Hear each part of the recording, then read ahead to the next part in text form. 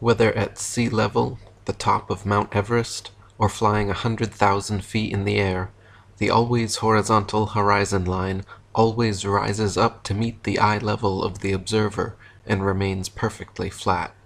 You can test for yourself on a beach or hilltop, in a large field or desert, aboard a hot air balloon or helicopter. You will see the panoramic horizon ascend with you and remain completely level all around.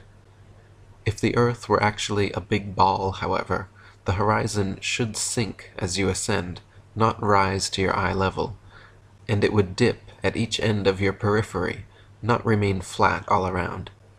Standing in a rising balloon, you would have to look downwards to the horizon. The highest point of the ball Earth would be directly beneath you and declining on each side. Amateurs have sent balloons to heights of over 121,000 feet, and you can watch video online of the horizon rising with the camera level and remaining perfectly flat 360 degrees around. NASA videos and other official sources, however, such as the recent Red Bull skydive at 128,000 feet, have been caught adding fake curvature to the Earth via wide-angle lenses and post-production work. Panoramic photos atop Mount Everest also often claim to be displaying Earth's curvature, but this is simply the result of distortions and limitations inherent in wide-angle lenses. Samuel Shenton wrote, "The camera-distorted horizons have always been a misleading factor with those who have not freed their minds from the planet or globe Earth indoctrination. 3 or 4 years ago, the USIS booklet Science Horizons carried a note to the effect that the Americans hoped to produce a lens which would not distort level horizons. So far, I am not aware that such aid to truer photography has yet been made available. Flat earthers, however, can prove that due to the known laws of perspective, the horizon optically rises and remains level with the observer's or the camera's eye, no matter what height is achieved. In fact, the Earth immediately beneath balloon, airplane, rocket, or capsule presents a dish-shaped or concave-like appearance, the point of Earth immediately below the vehicle appearing the lowest. It is not the highest point of your globe Earth, with the dip or curvature of the ball sweeping away downward to a horizon far away below the eye level. If the Earth were actually a big ball 25,000 miles in circumference, the horizon would be noticeably curved even at sea level, and everything on or approaching the horizon would appear to tilt backwards slightly from your perspective. Distant buildings along the horizon would all look like leaning towers of Pisa falling away from the observer. A hot air balloon taking off, then drifting steadily away from you on a ball Earth would slowly and constantly appear to lean back more and more the farther away it flew, the bottom of the basket coming gradually into view as the top of the balloon disappears from sight. In reality, however, buildings, balloons, trees, people, anything and everything at right angles to the ground or horizon remains so regardless the distance of the observer."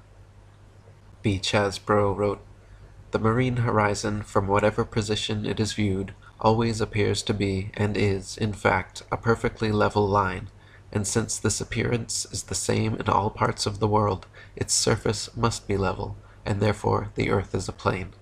This may be proved to be the case by erecting at a suitable elevation on the seashore a duly leveled board or a string, at right angles to a plumb line, tightly stretched between 2 vertical poles. On looking towards the sea, the horizontal line for a distance of 20 miles may be easily observed, and throughout its entire length it will be found to coincide with the straight edge or string. But if the Earth were a globe, the horizontal line would form an arc of 20 miles in length, curveting both ways from the center, at the rate of 8 inches multiplied by the square of the distance. Hence the horizontal line at either end of the distance ought to be depressed some 66 feet below the horizon in the center. But as no such appearance is ever presented, it necessarily follows that the Earth cannot be a globe, or other than a plane. Anyone can prove the sea horizon perfectly straight and the entire Earth perfectly flat, using nothing more than a level, tripods, and a wooden plank. At any altitude above sea level, simply fix a 6 to 12 foot long, smooth leveled board edgewise upon tripods and observe the skyline from eye level behind it. the distant horizon will always align perfectly parallel with the upper edge of the board. Furthermore, if you move in a half circle from one end of the board to the other whilst observing the skyline over the upper edge, you will be able to trace a clear, flat 10 to 20 miles depending on your altitude. This would be impossible if the Earth were a globe and the surface of water convex. If the Earth were actually a globe 25,000 miles in circumference, the horizon would align over the center of the board, but then gradually, noticeably, decline towards the extremities.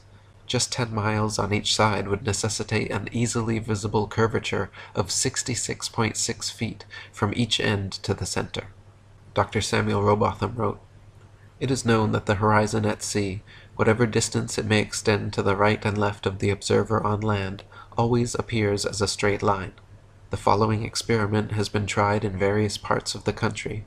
At Brighton, on a rising ground near the racecourse, 2 poles were fixed in the earth, 6 yards apart, and directly opposite the sea.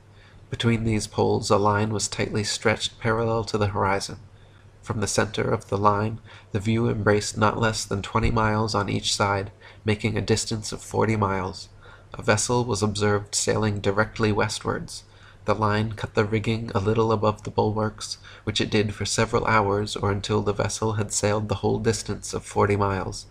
The ship coming into view from the east would have to ascend an inclined plane for 20 miles until it arrived at the center of the arc, whence it would have to descend for the same distance.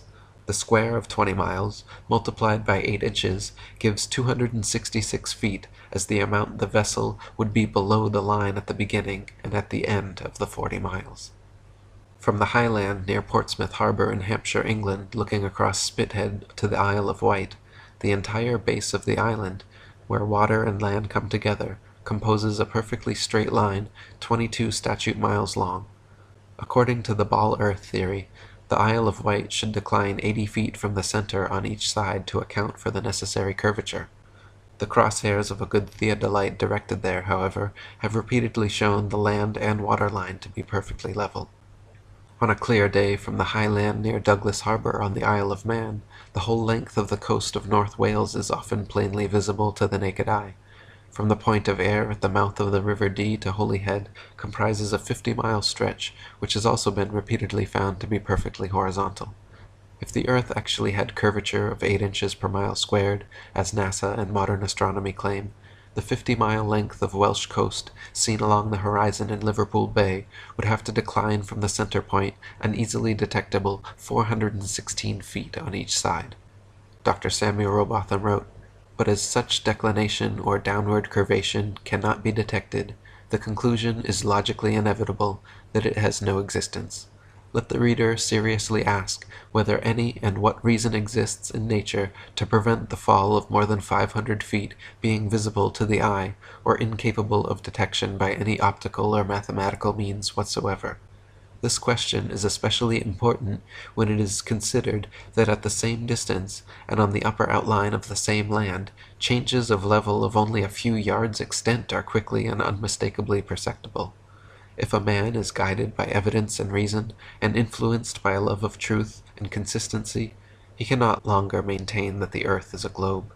He must feel that to do so is to war with the evidence of his senses, to deny that any importance attaches to the fact and experiment, to ignore entirely the value of logical process, and to cease to rely upon practical induction."